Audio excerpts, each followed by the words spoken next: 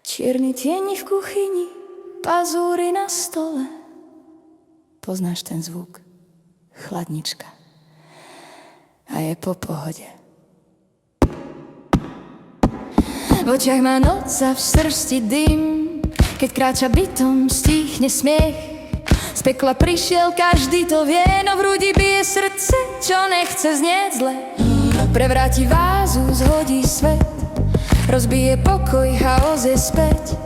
Aniel nie je démon snáď, ale pri pohľadení vie pri tebe stáť.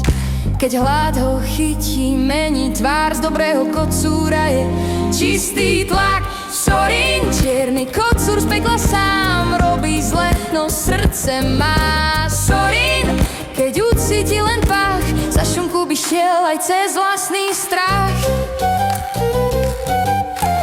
Ticho, cvak, chladnička ide. Sorín už letí, nepozná brzdy. Šunka, syr, to je jeho sen.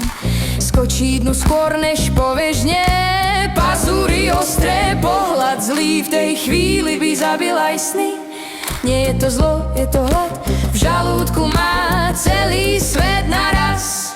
Keď jedlo vidí, je vymenený, rozum ide bokom, je odsúdený.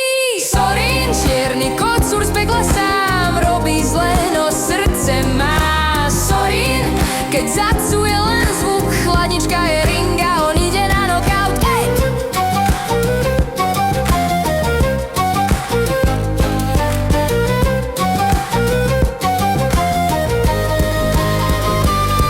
Keď noc stichne, príde bližšie, zloží hlavu, prádie tichšie, vtedy vieš, že nie je sám, len kocúr, čo chce cítiť domov tam.